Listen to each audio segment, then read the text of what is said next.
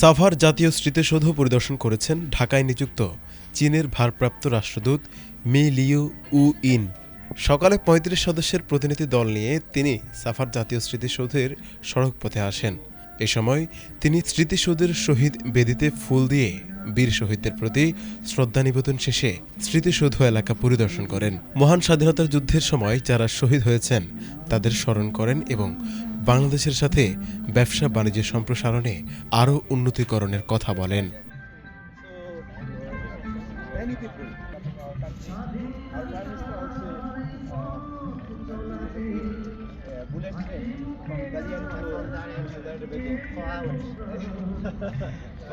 We also think that it will be like our leader.